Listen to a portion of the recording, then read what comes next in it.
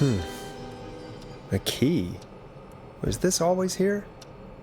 I must have missed it when I brought everything upstairs.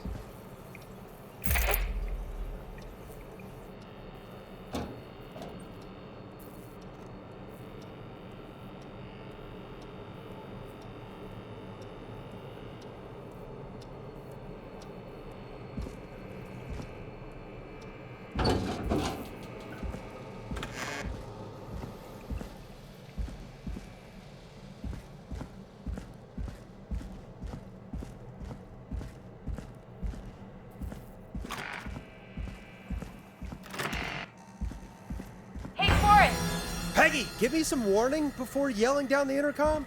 Sorry. Buzz the intercom when you find something and want to discuss it.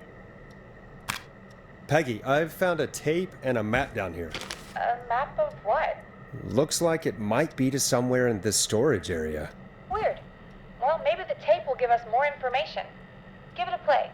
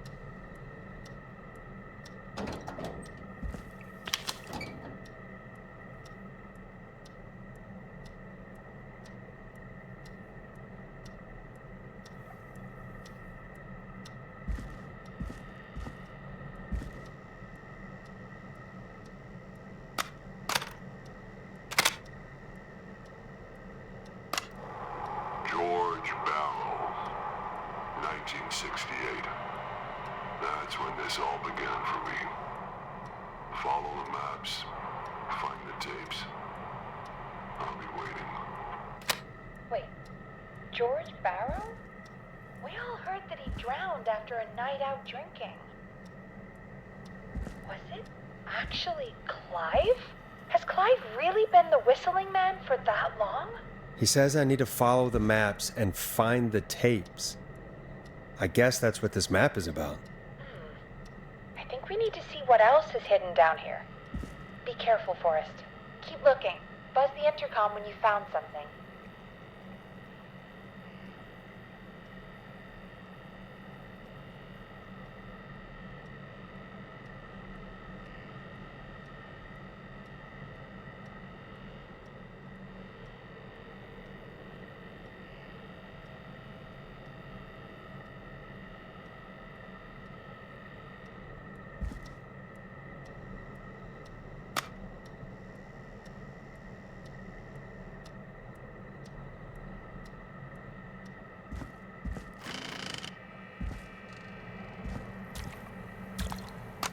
Time of autopsy is 7 a.m. Cause of death is asphyxiation from drowning.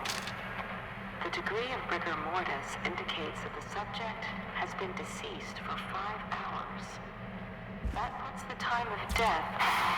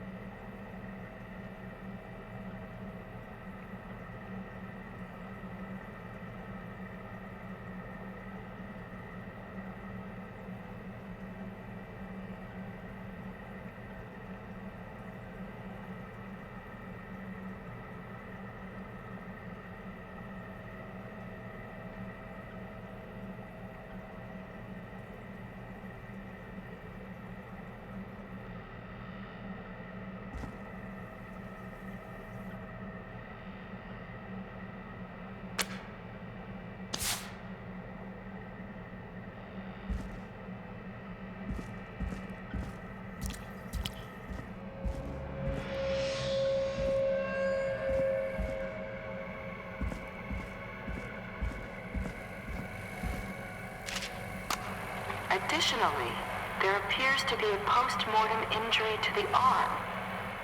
It looks like it was trapped in a car door.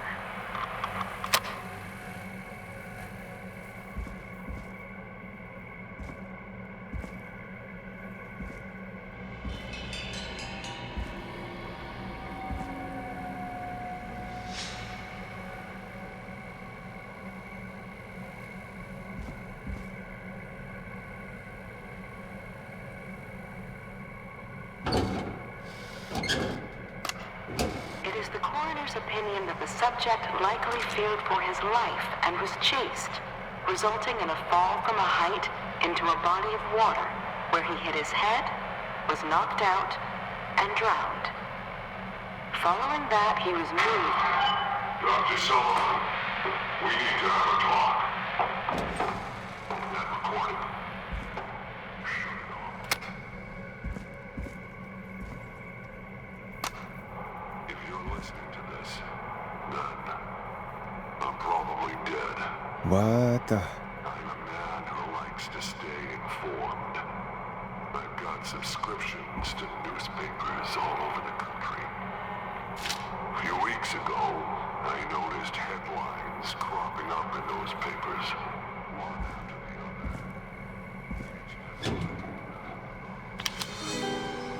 Now this has to be important. The death of someone I knew almost 20 years ago. And each one drawing closer to Gallows Creek. Drawing closer to the anniversary. None of us are innocent. But I don't think we deserve killing. All I hope now is that I can save some folk from the worst. That I can. I don't know. Do something to make up for what I did back then, I guess. I didn't kill anyone, mind you. But that's past mattering. Now, there's more I could say. That I should say. But my employer made it clear that my family would pay a high price if I ever spoke out. So, hopefully I've said enough for you, listener, whoever the hell you are, to start putting the truth together. What the hell? Peggy is not gonna believe this.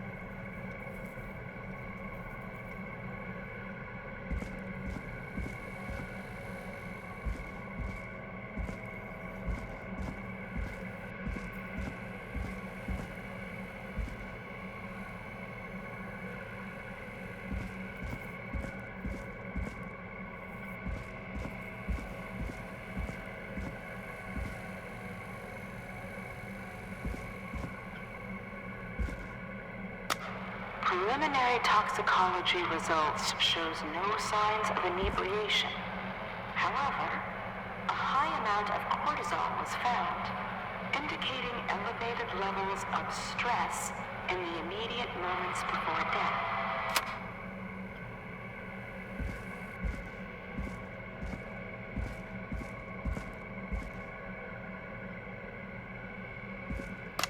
Small lacerations to arms, legs, and face, typically obtained by running through foliage. Severe blistering to the feet, as though the deceased had been running without stopping.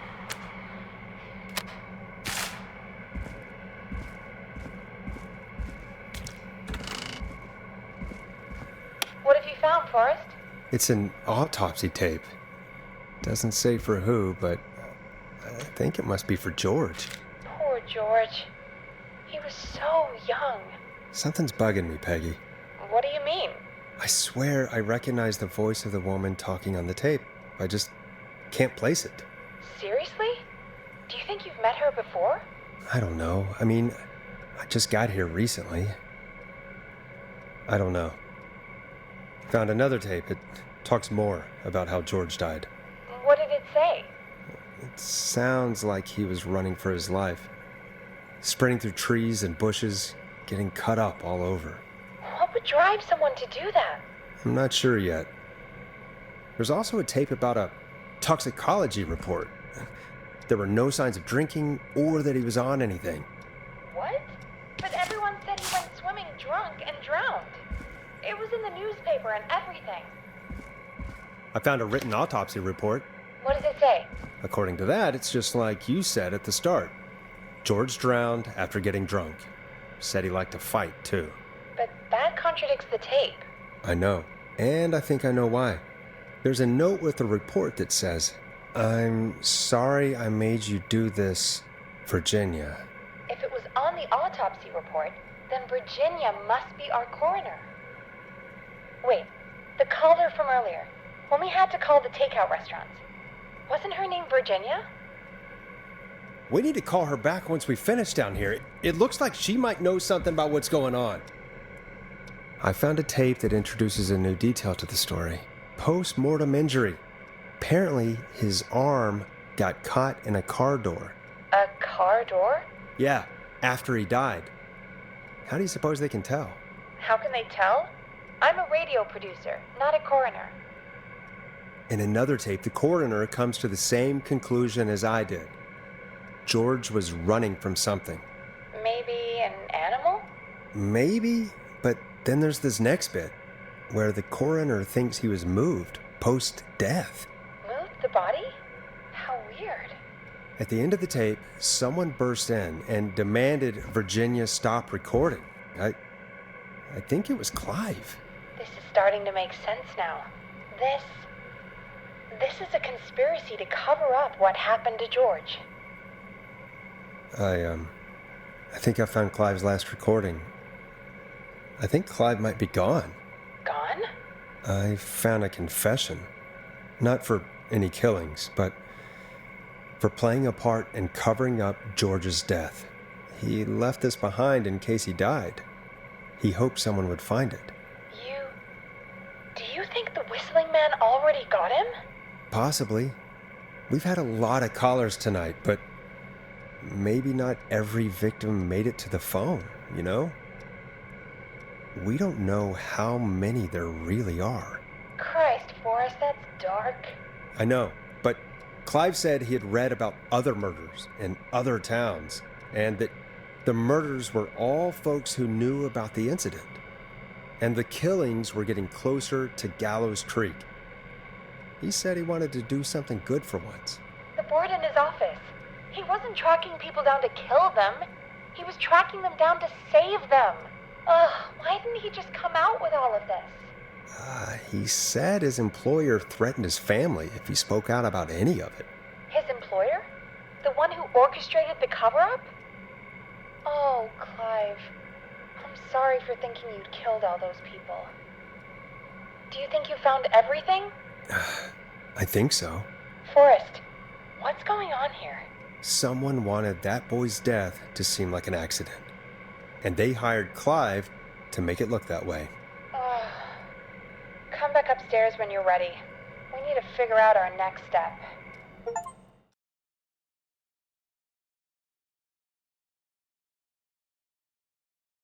Thank God you're back, Forrest. I've been running out of stuff to pad our airtime with. Peggy, you work in radio. Forrest, I'm stressed. I mean, really. How are we supposed to keep a show going with all this happening? Beats me. But we gotta do it and we're going to. You're right. So, what's the plan now? I think we should call Virginia back. All right, I'll get her on the line. Okay, Forrest, shut the music off. Hello again, Gallows Creek. This is Forrest Nash. We're circling closer to the truth behind tonight's events. To this end, we're calling back one of our earlier callers, Virginia Sullivan.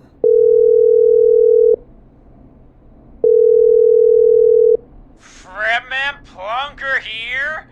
Who's this? Is it you? Goose?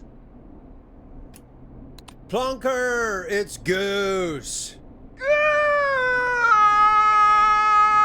Goose, Goose, Goose, Goose, Goose! Where are you? Get your ass here! The party has moved! Oh, cool. Where's it moved to? This old lady's house. Oh, she's pretty cool, though. Dude, she said we could raid her liquor cabinet if we stayed and protected her. Of course, we're not drinking anymore. We're staying sharp in case that whistling turd turns back up. The old lady might need our help. Of course, man. Of course. Hey, could you put me on with the old lady? You know, should check if it's cool for me to drop by. Oh, there's that Goose respect we love. I'll grab her now. Hello? Is this Goose? Hey, Dr. Sullivan. Who is this? Hey, Virginia, it's Forrest. I'm glad you're still okay. Oh, Forrest. Sorry, I'm still jumpy. I can't blame you. I'd be jumpy too. I'm so sorry this happened to you, Virginia. I thought I was. I thought... Easy. We're not calling to talk about earlier. We're calling because we think you can help us understand why this is happening tonight. Me? What would I know? Does the name Clive mean anything to you? Clive? No. I don't know that name. What are you asking about this for? You mentioned that name earlier when you called us the first time. I don't know what I said then. I was petrified, Forrest. Clive's the janitor at our station, and we know you spoke to him in the past. Forrest, please. You don't know what you're doing. He'll come for me. Virginia, it's okay. Clive won't be coming after you. We think Clive's dead. Dead? But isn't he? He's the whistling man, Forrest. Why are you so certain Clive's the whistling man? Because all those years ago, It's okay, Virginia. He's gone. We found evidence to suggest well... And we found your autopsy reports for George Barrow. How? I saw him destroy them. Well, he didn't. I don't know if he kept them or made copies or what, but we found them, and we know it's related to what's happening tonight, which is why we called you. Why did you write a false report? All right. One day, I came into work to find a boy on my slab.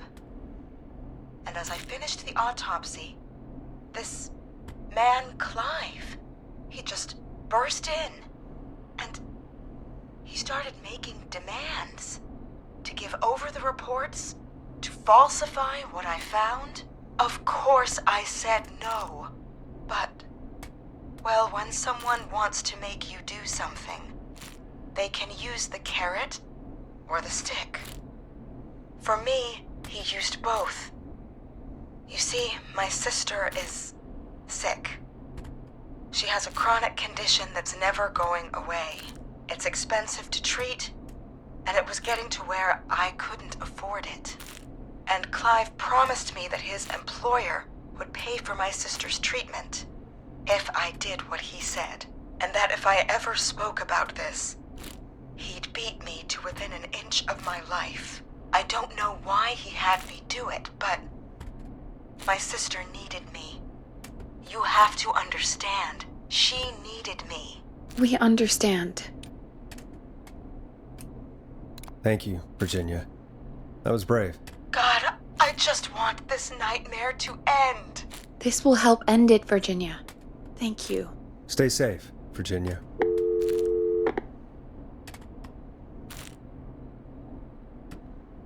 So, Virginia's tied up in all of this. Clive threatened her to keep quiet about George's death. But for who? Why cover up these details? Maybe we could have called Sandra, see what she knew. Well, we win some and we lose some, I guess. I guess. Looks like we've got a call coming in. Welcome to 189.16 The Scream, with me, your host, Forrest Nash. Hi, Forrest. I know this is really out of the blue with everything happening tonight, but I wondered if you could send a special birthday message to my uncle. You know what? I'd welcome a change of pace. I'd be glad to. Thank you, Forrest. He's my Uncle Ronnie. His first name's Peter, but he never liked his name. But since he always had salt and pepper hair, even as a kid, can you believe it? Folks always called him Pepper. Thanks for the history lesson. Is there anything besides happy birthday you would like to say to Mr. Pepper? Oh my God damn it! Yes! Tell him he can get the best birthday deals and party packages here at Putney's Pizza, starting at You son of a bitch! Stop calling us!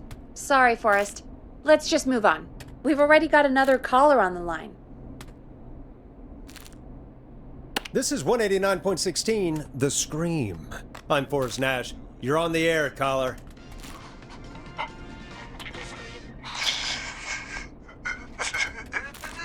Caller.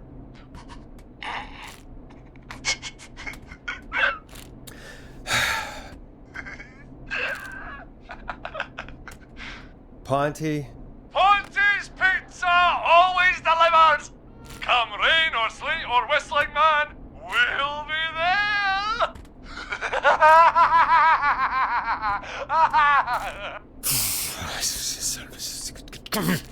Forrest? Forrest? Are you okay?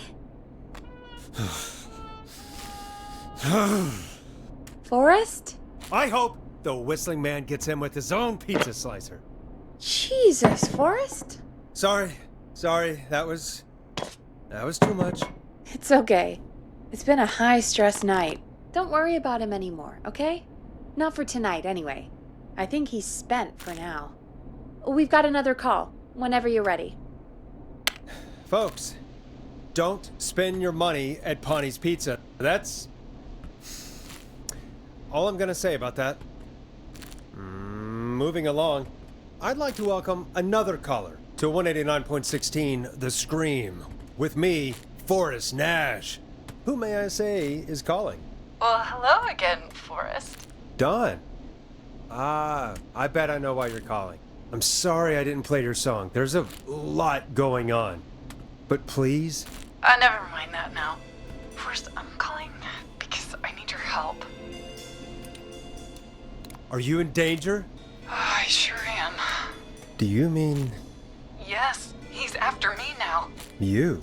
I think so. He must have heard me on the radio helping you. Helping? You didn't exactly help. Maybe I've been helping more than you know. I was out following a lead, trying to work out who would be next, after Chuck. And what happened? And I started to feel like I was being followed. I came back to my apartment building, but this newfangled security system has me locked out. I need you to help me get inside.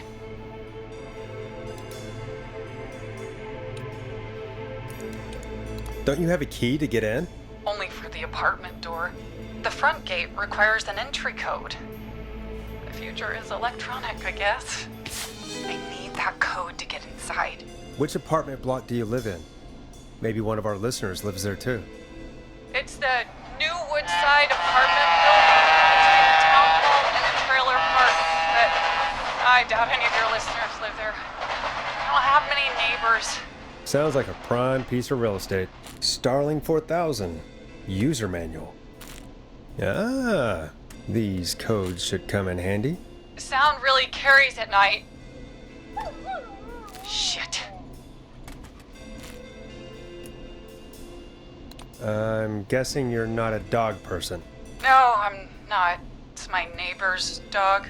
Boy, I wish he'd muzzle that thing and... Oh. And now he's blasting David Scopo out of his window. This night can't get any...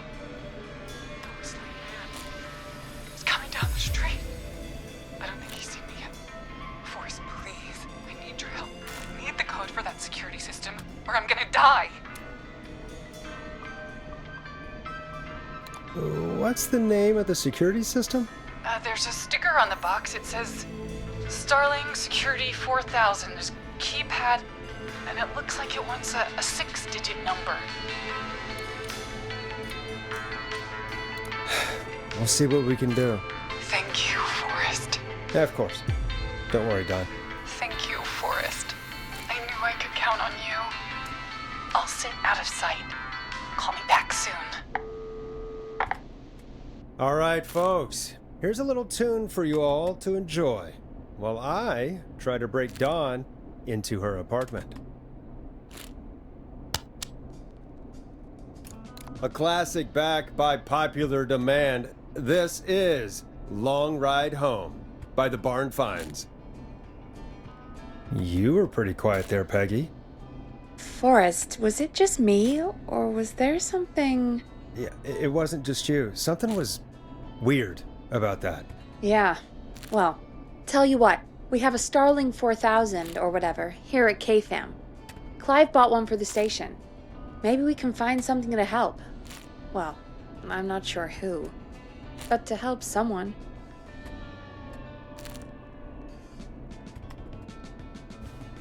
Okay, so she's locked out of the Woodside Apartments, and somewhere Clive probably has the papers for the Starling 4000.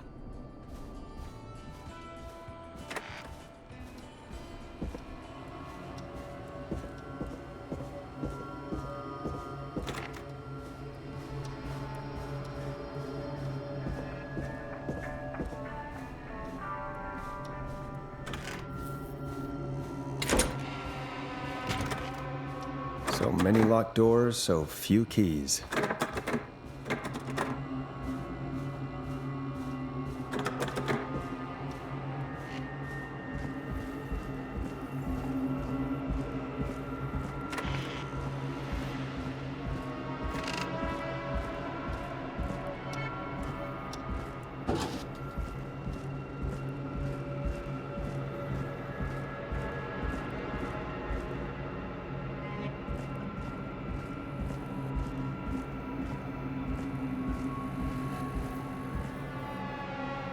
Order delivery form.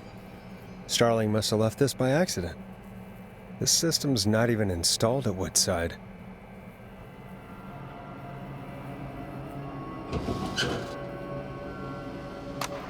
Additional.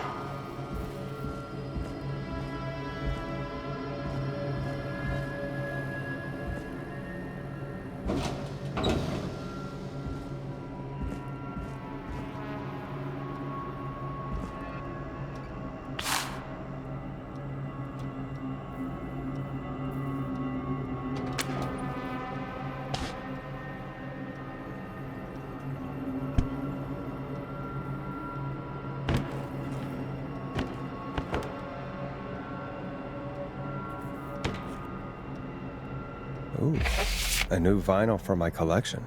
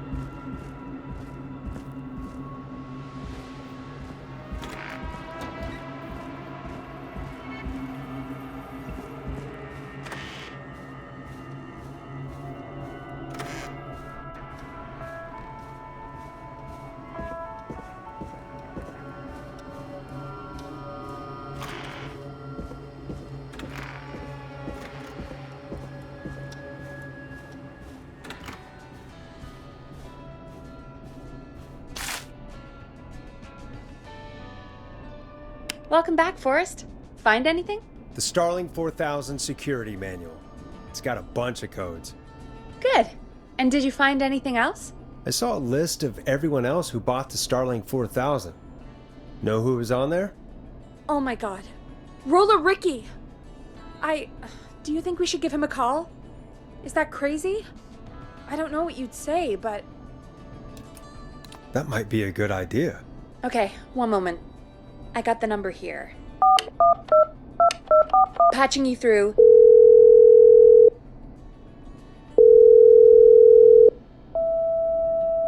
Shit. He probably can't hear it over the music. Forrest, I don't know about this. This is super weird. Just put me through to Don. I'll take care of this one way or another. Okay, if you say so. Line 1, whenever you're ready. Don, are you there? This is Forrest Nash from 189.16, The Stream. Oh, thank God you're back. I'm so afraid. What's the code to the gate?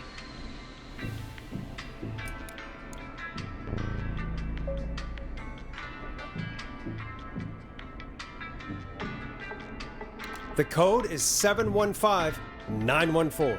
Thank you, Forrest.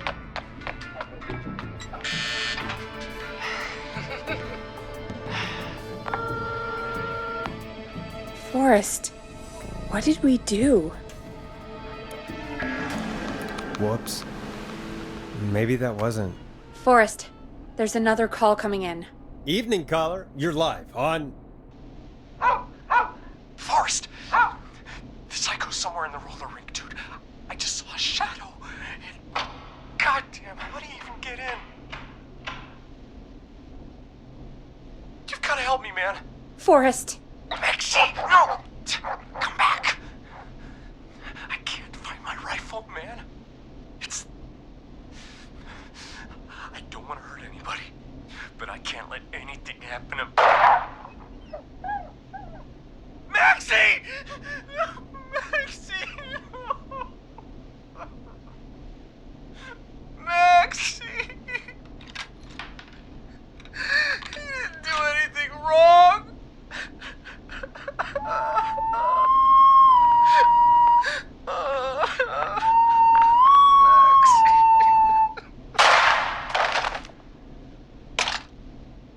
Thanks again, Forrest. Oh God, poor Ricky. Okay, Gallows Creek, here's some music while we process what just happened.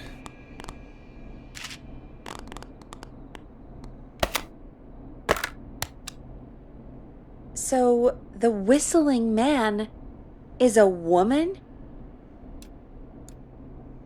I had my suspicions. Yeah, sure, Forrest. You just never mentioned it. She called up. You spoke to her multiple times.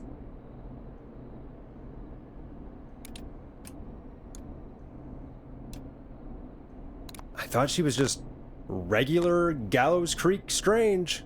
Really, Forrest? Why do you think she requested that song?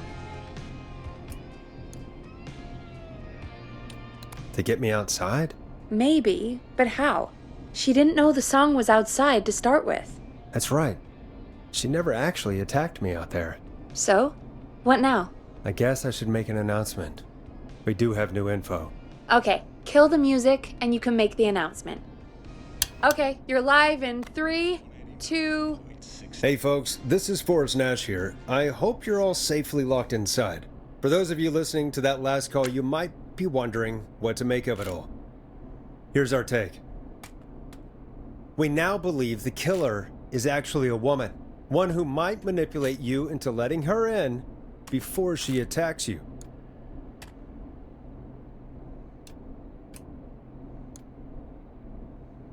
We're neighbors. Look out for each other and stay safe. The killer was calling themselves Dawn. This could be a fake name. If anyone needs help or you have info on the killer, please call in. You folks have my new number, right? It's 911. Hopefully, our next caller can help shed some light on our killer. Hey, we had a call come in. Okay, folks, time to take a call. This is Forrest Nash, and you're listening. Please help me. My name is Casey Moore. I'm at 25 Nancy Drive. My best friend's been stabbed. He's bleeding everywhere. I don't know what to do. Please help me.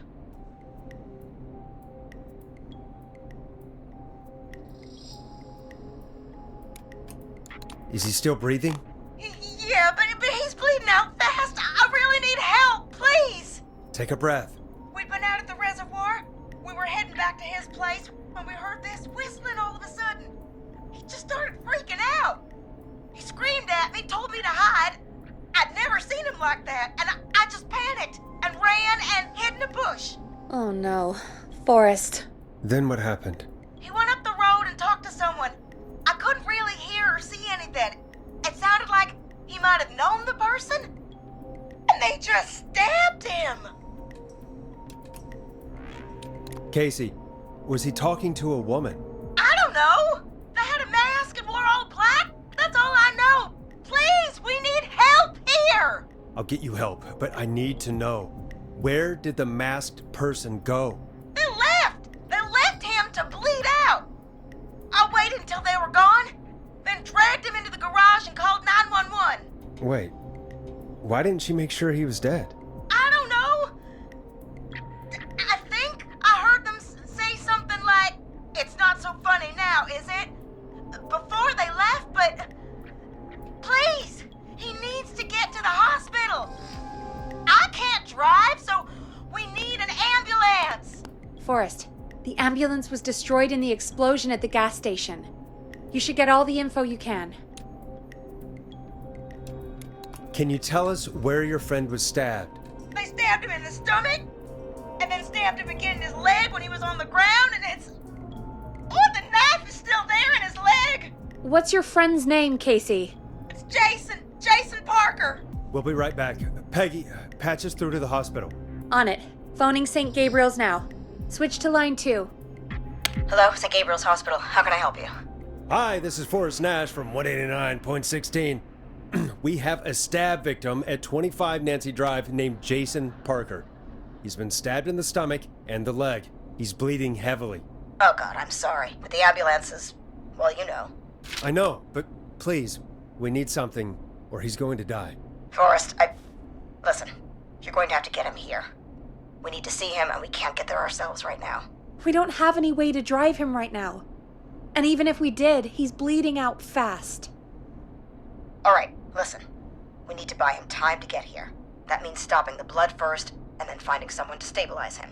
To stabilize him, you really need someone with first aid training. Do either of you have any? No. Me neither. Damn it.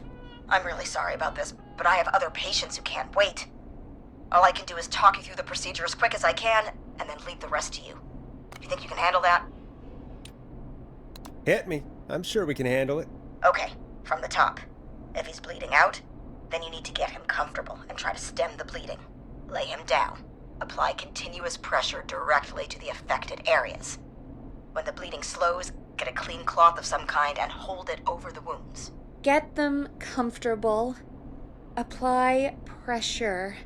Clean cloths when slowed. Got it, I think. You said he was stabbed, right? If the object he was stabbed with is still in him, don't take it out. It's stopping the worst of the bleeding right now. If anything, you should secure it so it stays where it is. I wouldn't have thought of that. It makes sense, though. God, that was a lot of info. But I think we can handle this. Glad you got it so far, because there's more to go. I'm still with you, Doc. What else do we need to know? If he's lost a lot of blood, he may enter shock. If he does, act fast. If you applied a cloth and it's bleeding through, don't remove it. Just apply another on top of it. If it's safe, elevate his legs to get blood circulating to his vital organs. Try to keep him warm. Get him to rest and reassure him. We need the patient to stay calm. All right, don't replace bandages. Elevate his legs. Keep him warm and calm. This is a lot. I'm really sorry. That's as much as I can give you right now. Try to stop the bleeding. Find someone to get him stabilized, and get him here as quick as you can. Good luck. All right, Forrest. Casey's still on line 1. Hello? Hello, Forrest, are you there? Hi, Casey. I'm here. How are you doing? I need help! I've been putting pressure on his stomach wound since you left, but he's still bleeding. I don't know what to do. That's good, Casey. The nurse said to do that. What about the knife in his leg? It's gotta be hell. Should I pull it out? No, don't touch the knife. The bleeding will get worse if you pull it out. Are you sure? I'm sorry. I'm gonna stop making suggestions. No, don't worry, Casey. We're a team here. We're all going to get Jason through this. Casey, is his leg wound bleeding right now? I hate looking at that knife. Yeah. It's bleeding. His stomach is worse, though. All right. I think we need to leave that knife alone. All right. I'll just keep putting pressure on his stomach for now. Forrest, can I have a word? Casey, I'm going to have a quick word with Peggy. Keep putting that pressure on and let us know when the bleeding is under control. You're doing great. But what if something happens? We'll still be here. Just shout if you need anything, and we'll be there. I promise. Okay. I'll wait. Jason, please be okay.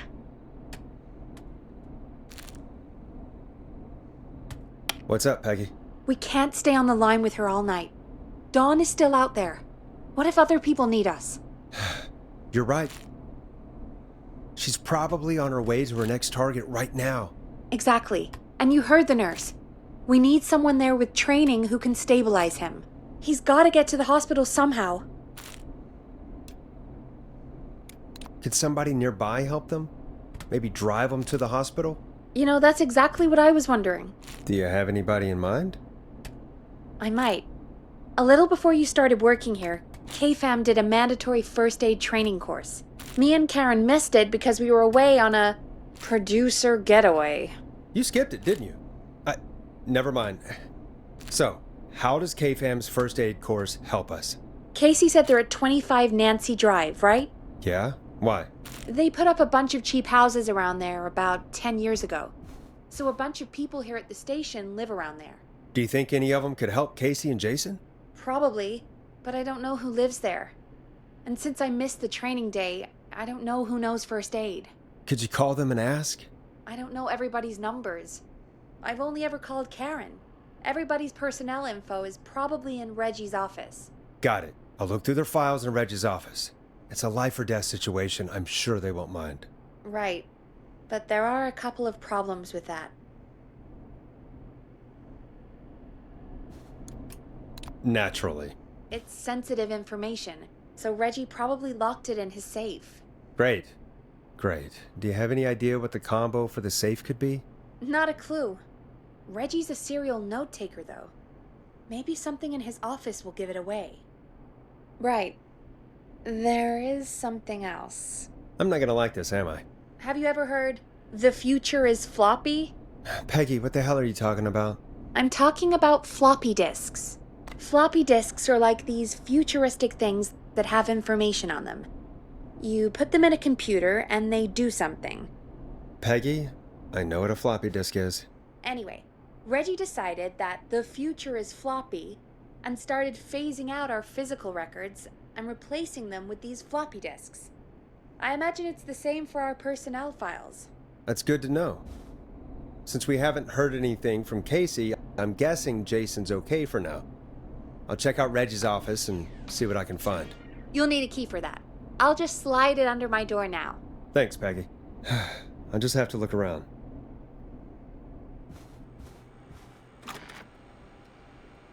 Good. I'll patch my mic down to the office, so you'll hear me over the intercom.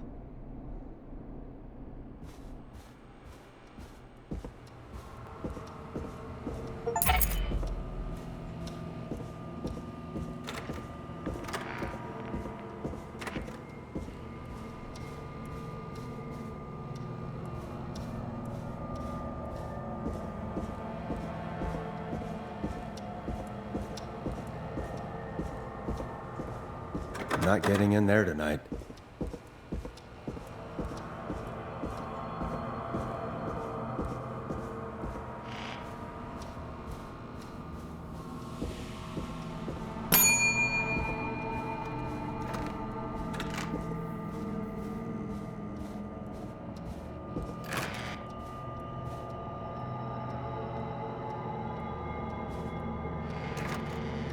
Looks like I need a 4-digit code.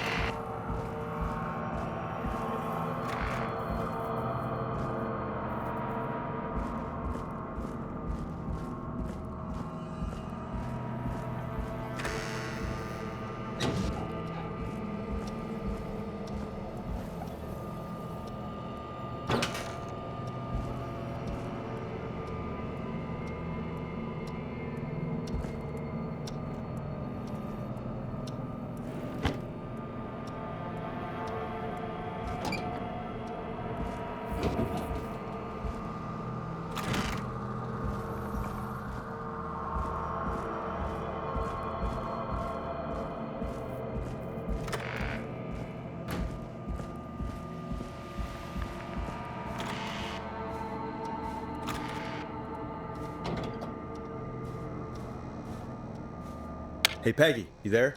Yeah, I'm here. Did you find what we need? I can't figure out how to get into this stupid safe. No worries. We still have a little time. Reggie writes almost everything down somewhere. I'd recommend you start reading. I'll have a look around. You're probably right. I'll let you know when I find something, or don't.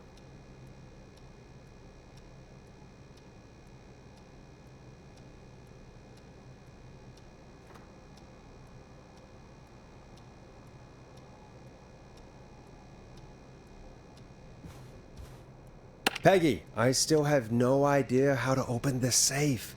Okay. So let's change our thinking. What if we... Hello? Is anybody there? Please pick up!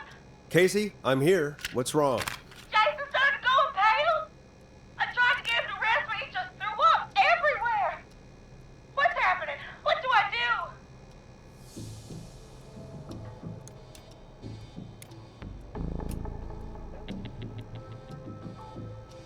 God, it sounds like he's going into shock. Casey, just stay calm. It's going to be okay. But the bleeding seemed to slow down. Did I mess up? Jason, I'm sorry. Casey, calm down. You've done everything right. I need you to listen to me, okay? For Jason. What did the nurse say to do about shock? Casey, I need you to elevate Jason's legs. We need to get the blood flowing to his vital organs. Got it. Jason, stay with me. I'm just gonna move you. This might hurt. Okay. I propped his legs up on some boxes. I'm looking at my notes. We need to get Jason as warm and comfortable as possible. Do you have anything you could use nearby, Casey? Yeah.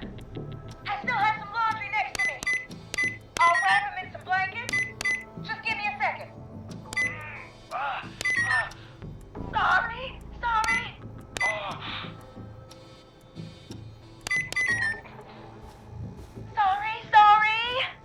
I'm done. You're gonna be okay, Jason. Just relax now, okay? Boy, I'm scared. He's not doing well. Is he gonna...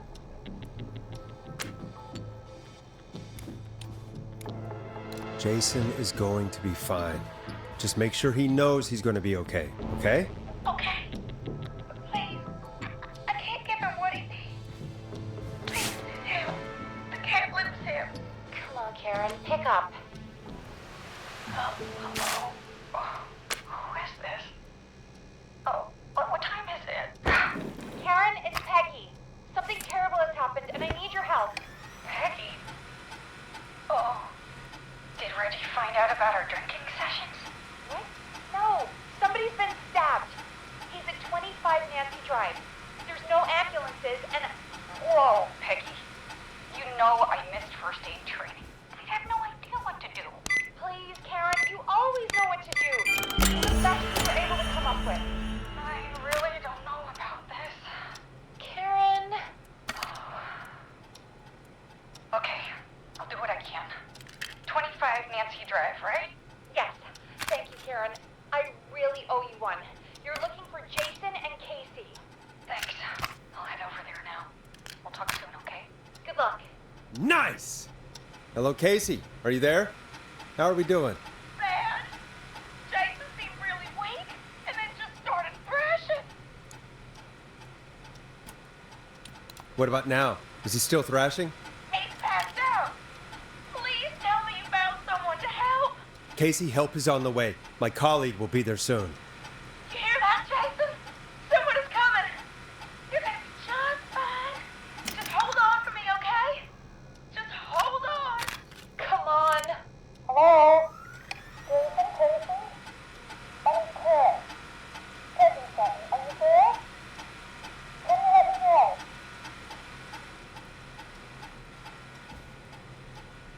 Oh boy. He's definitely been stabbed. I'm gonna need you here, Casey. It's gonna be all hands for this one. Okay. Forrest, I'll call you back later. I have to go now. Good luck, everyone. God, I hope he's gonna be all right. And with that, the show moves on. We're sending our best wishes to Jason.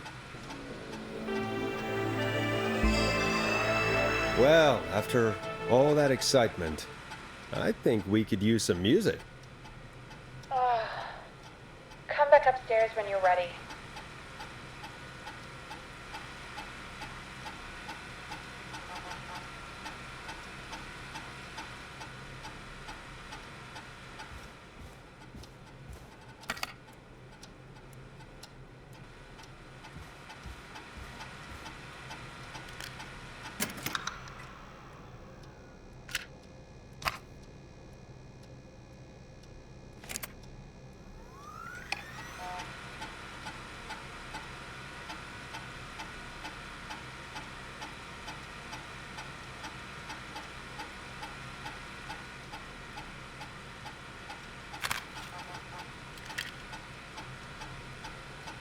Play a record for us.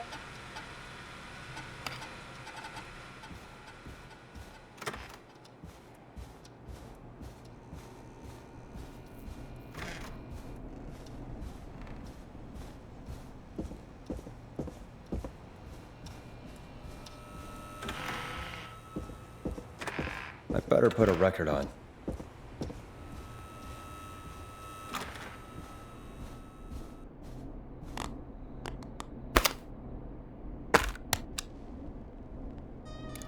Coming up for your listening pleasure, it's Caged Tiger with their single, One Last Goodbye. It's getting pretty late. This might be your last break for the night, so try to enjoy it. Give me a buzz when you want to go back on air.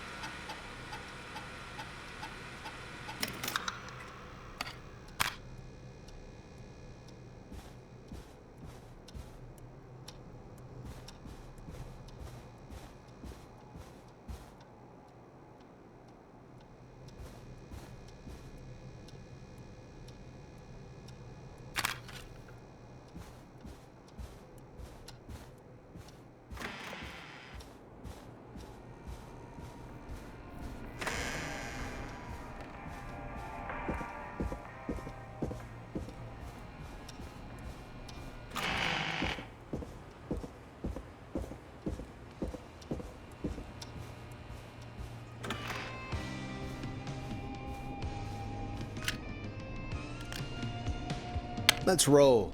You got it. We've got another call coming through, too. Oh, we have another call coming in.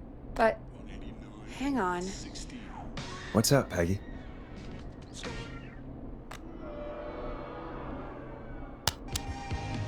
Peggy? You're gonna want to take this call off the air. Who is it? Just do it. All right, folks, it's time for another track. Here's one to help you sit back and relax. We'll be right back after this.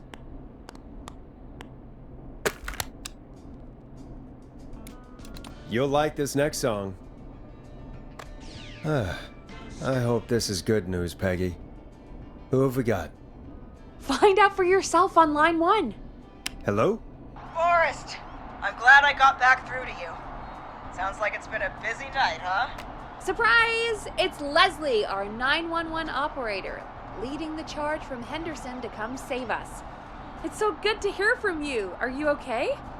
We're doing okay. Sarah and I are both happy to be headed back home. We're happy to have you too.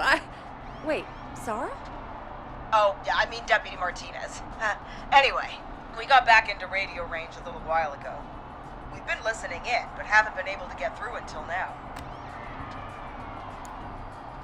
It's been non-stop since you left. Please tell us you're bringing help. You bet! I'm leading a whole goddamn squad towards Gallows Creek as we speak. Turns out somebody had cut the phone lines. They had no idea what was happening. That's great news. That's crazy about the phone lines, though. Do you think the whistling man cut them? I'm guessing so. I don't know how the whistling man did it. But that doesn't matter right now. Listen, we're coming in hot, but we need your help. I know Gallows Creek isn't a big town, but if we don't know where the whistling man is, we can't get him. Her. That's where you come in. You can count on us. What do you need? It might be a long shot, but here goes. The whistling man already called up a few times. I bet she calls again. We're still a little ways out of town, so if she calls, stall her. Buy as much time as you can for us to get in. And while you're talking to her, try to figure out where she is. We'll be listening in, so once her location is known, we'll head straight there and end this nightmare. I'll do my best. I know you will. Heck, I can see the headlines now. Forrest Nash's interview of a lifetime. Anyway, I'll radio the other cars and tell them the plan is a go. Hopefully the next time I see you, it'll be with our killer behind bars. Take care now. We'll see you soon, Leslie. Oh, thank God. It sounds like this is almost over. We're nearly through this. Best we don't waste any time then. Let's get back on air. You got it. When you're ready, shut the music off. Bringing you back live now. Welcome back to The Scream with me, Forrest Nash. The line is lit up, but before I get to our next caller, I just want to say, things are looking up. It's almost over. But for now, let's bring in our next caller. Evening, caller. This is Forrest Nash. Forrest? Casey, is that you? Are you all right? Forrest, it's Jason. He's gonna be okay, right? Don't worry. He's gone.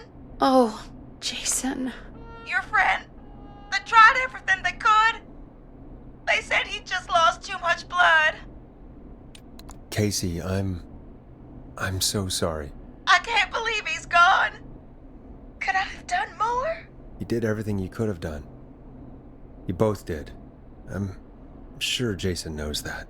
Thank you, Forrest. I really hope so. Hey, guys, I'm really sorry, but there's a call on the other line. I just need to make sure we don't have another situation brewing. It's all right, Peggy. I understand. Do what you need to do. Thank you, Casey. I'll be right back. Forrest? Yes, Casey? Before Jason passed out, I asked him who did this, and I think he knew who attacked him. Are you serious? Yeah. He said it had to do with a boy named George Barrow? He mentioned him, the boy who drowned. I guess that's what Jason said. He said that George died during God, what was it? Whistling night? Some kind of prank night. And that the person who stabbed him wanted revenge for George. Casey, are you absolutely sure this is what Jason said? Yeah, I think so. Jason still seemed with it when he was telling me. So I don't doubt what he said. Did you say Jason told you who the whistling man is? He did. He said it was a woman. They went to school together. Somebody called What? What happened? Are we still on air? No, we're not. Seems like the power is completely gone. How do we get it back on? I don't, we can use the emergency generator down in the basement. Reggie picked it up a while ago, in case we ever needed to do an emergency broadcast. An emergency broadcast? Emergency? You know, nuclear war, alien attack, broadcasting a serial killer's location to the cops so we can end this nightmare. Fair point! It's in the storage area, in the far back corner, up on the wall. You might have spotted it earlier when you were digging around for all those tapes. It'll have a big red button. Just press that. I'll see you when you're back.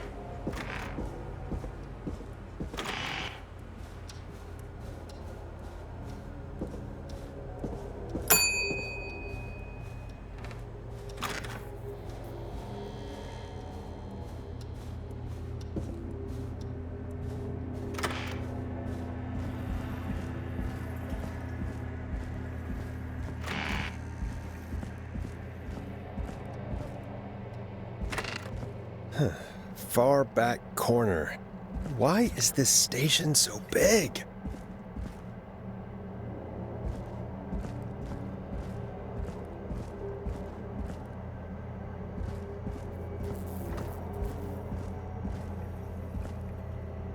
That must be it.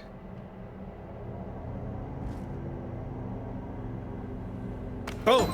We've got power.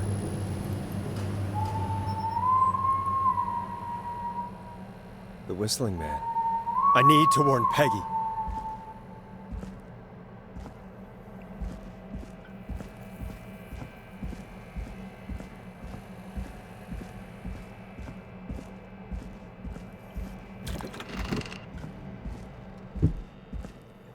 Peggy, are you there? Are you... Peggy! I need to get back upstairs.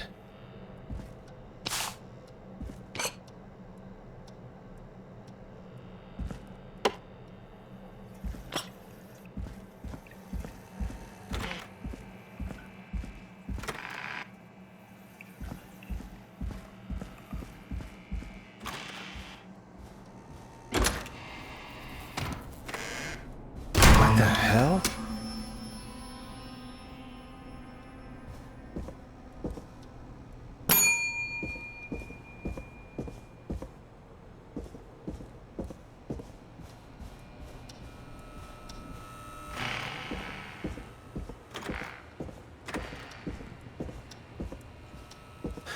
Oh no.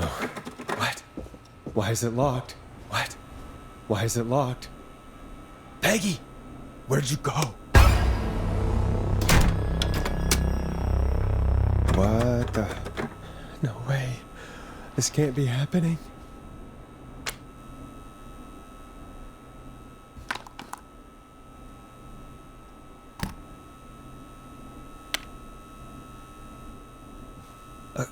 A call.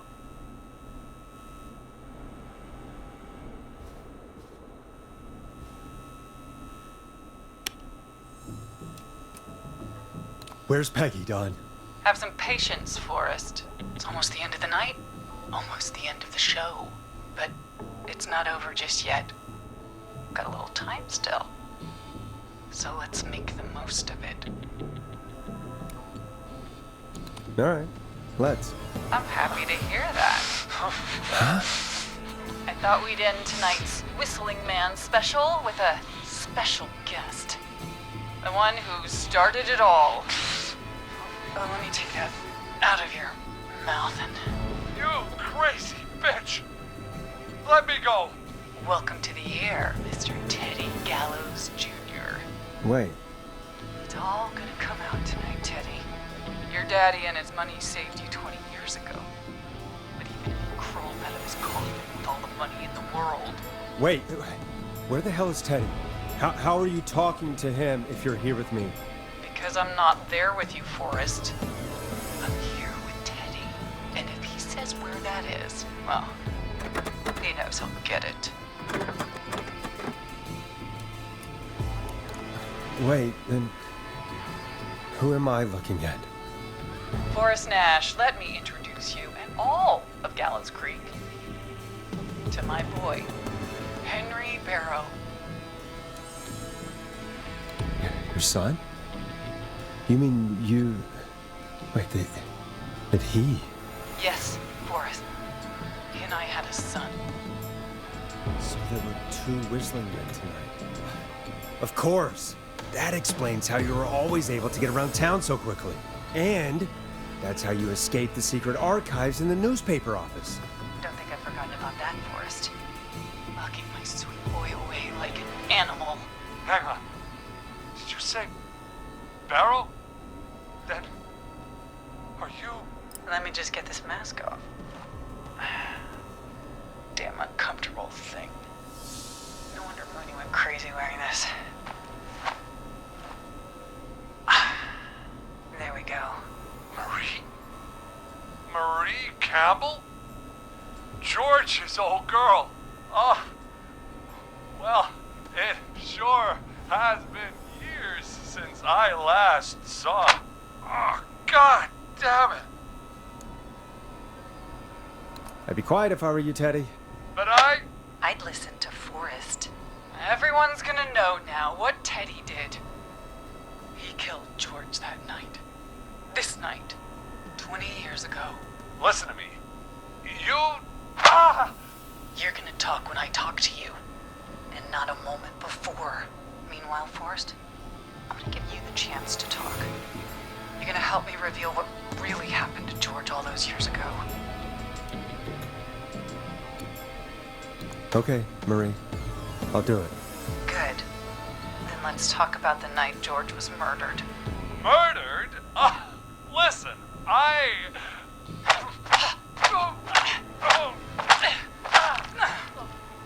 I said you speak when you're spoken to. Now, I know you've done some good work tonight in piecing together what happened to George 20 years ago, and that's why I want you to interview us. If you say so. I'm not really in a position to argue. I'm happy we have your cooperation. Do a good job. And hell, you might be the only one to leave here alive.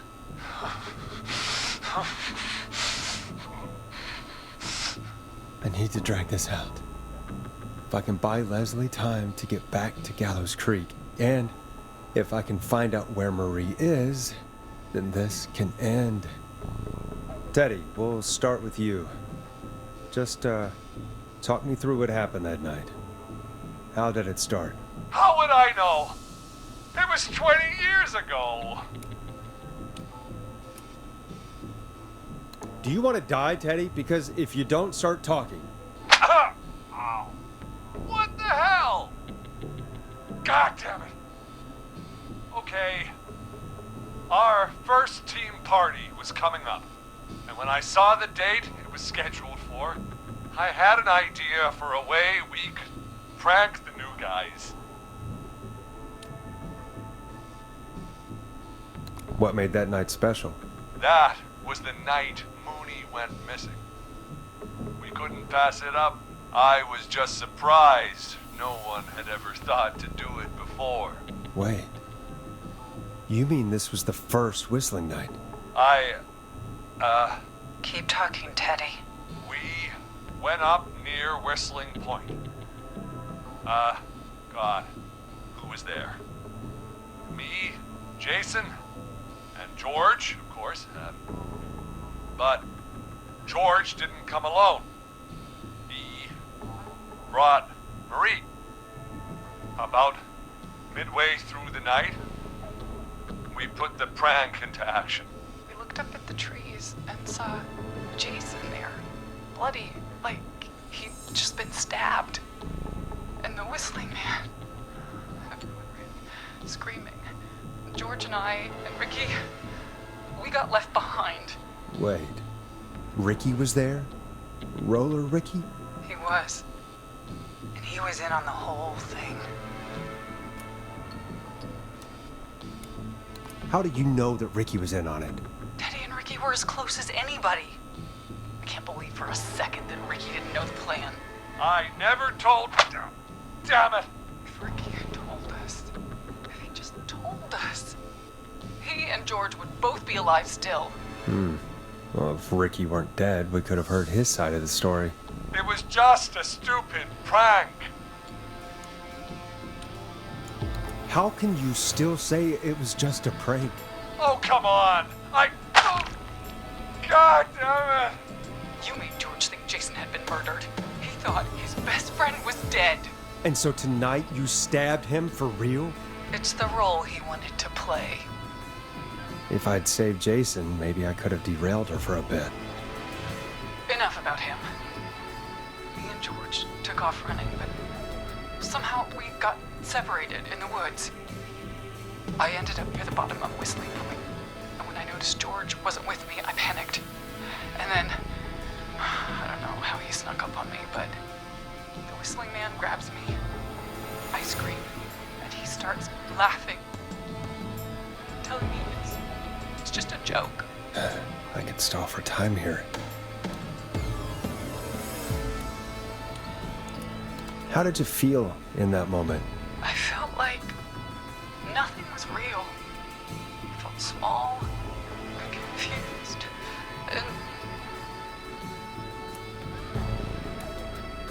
Who was under the mask, Marie? Who was the Whistling Man? it was Chuck. Chuck Brody. Laughing away. But then he stops. And he's looking up at the top of Whistling Point. What was he looking at? Teddy, what happened next? Nothing. I mean, it was just... Teddy? George fell off Whistling Point.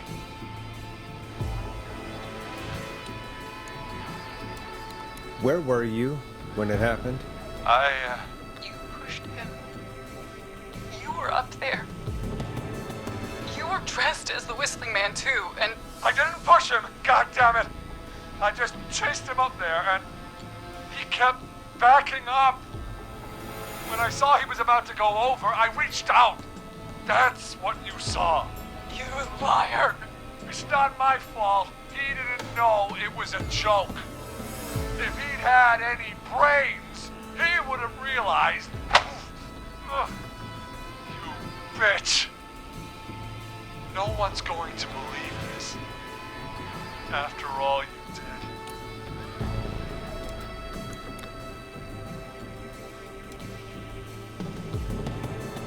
If she's lying, why the cover-up? My future was at stake, Nash. You know what it's like. People like us are bred for bigger things. I'm going to be the mayor of this town, Forrest.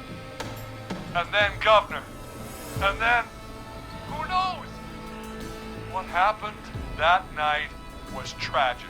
It should never have happened. But it was a mistake. It was just a stupid joke gone wrong.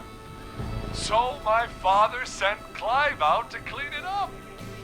Why should a blip ruin my future? George was a blip?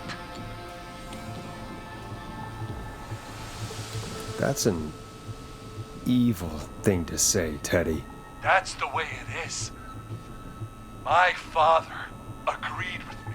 You never found his body, Murray? I looked all night. Jogger found him the next morning, washed up on the river. And instead of telling the truth, she lied. She said she found him in the reservoir. Our jazz runner, Sandra Sharp. Guess we'll never learn why she lied now. Everyone was in on it, Forrest. Even the coroner wrote a fake report. Said George was drinking. That he just got himself into trouble. And Fake report? I only heard the tapes. you'd be disgusted by it. For all it's worth, Virginia didn't have much of a choice. She had a sick sister whose treatments she couldn't afford. She played along with the gallows to save her sister's life. And her own. Even still, she should have told the truth. I did my part. I tried everything I could think of. I even went to the newspaper, but no. That coward killed the story. We'll take care of Maurice Russell later. When will the killing end, Marie? End? When does it end? You can't kill the world. This has to stop sometime. It has to. It never should have started. He shouldn't have pushed my George off the cliff. He should have been punished. It's coming to a stop. At least for now. Here, where George and I first met, before he joined the football team, was right after he shot the winning throw. Wait a sec. You're at the football field. Jesus Christ! Forrest, you idiot! We're in the gym at Gallows Creek High! I told you not to do that.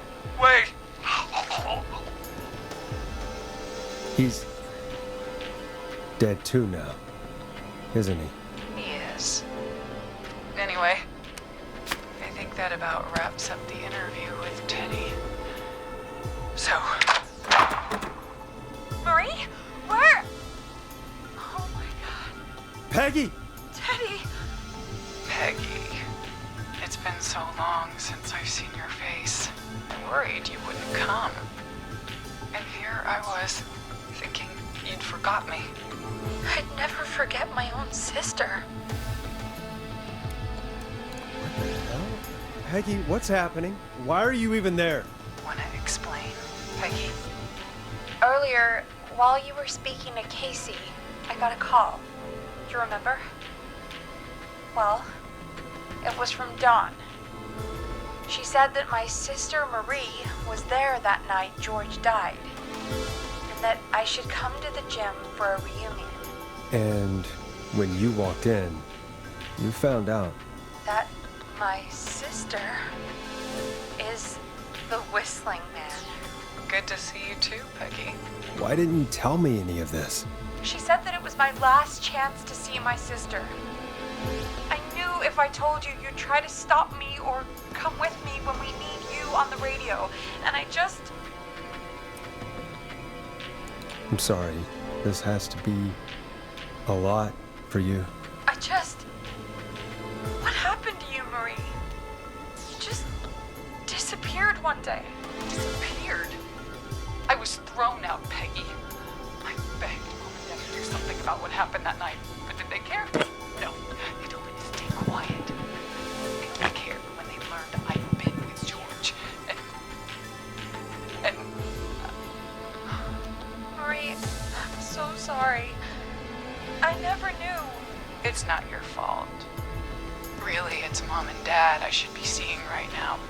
But since they're dead and gone, well, I'll have to settle for the next best thing.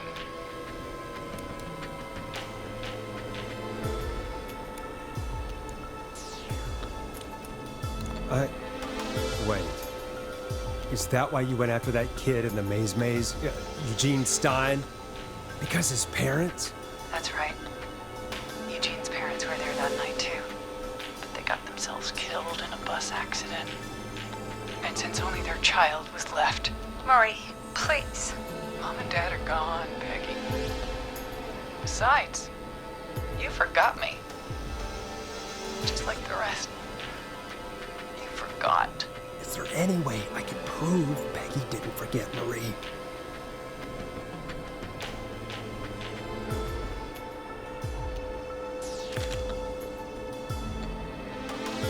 Marie, Peggy never forgot about you.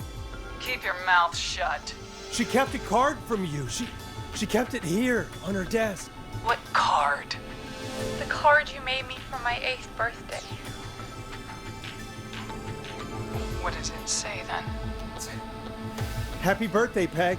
Now you're great and 8. Love, M. I never forgot you. Well, no one's gonna forget now. Peggy, no!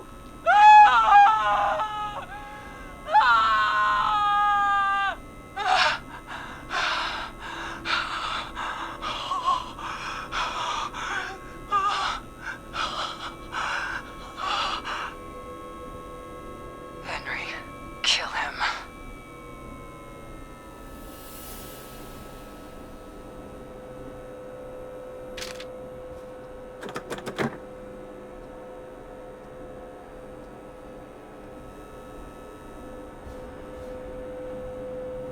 Henry, you don't have to do this. There's still time to make the right decision. Henderson police! Freeze! No! Henry! Get out of there! Henderson police! Freeze! Forrest. Leslie, how's Peggy? She. Oh my god. Peggy, where's Marie? Gone. Bolted right as we got here. The police are right on her heels. Won't be long now. It's over, Forrest.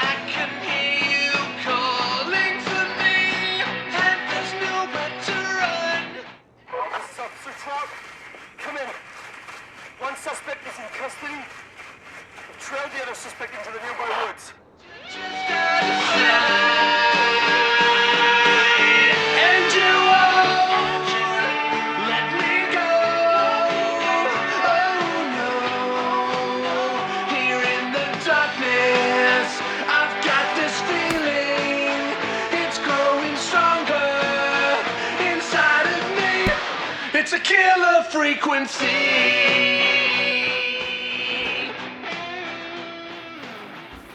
I can feel my heartbeat, and it's bursting out of my chest. But the radio's on, and it's playing the song we love best. I can feel up the mind, but you're just out of sight.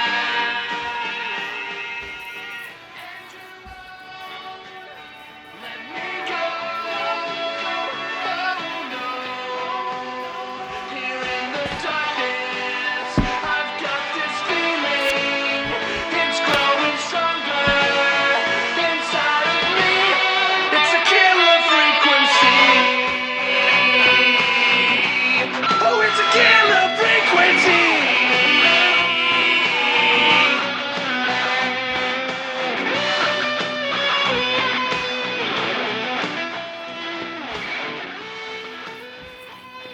We have the suspect cornered at the top of Whistling Point.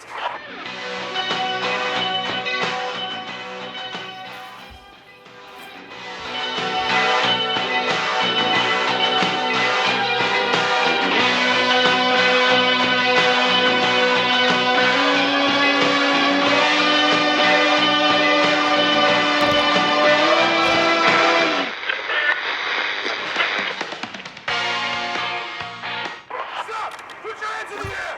Get down on the ground!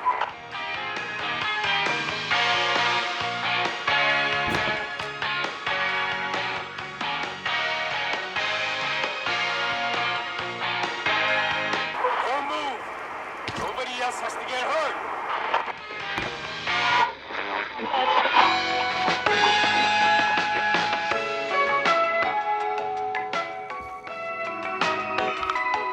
No, stop! Suspect has jumped!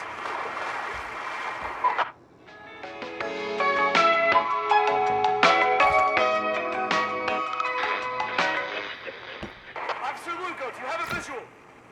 Negative. No sign of the suspect anywhere.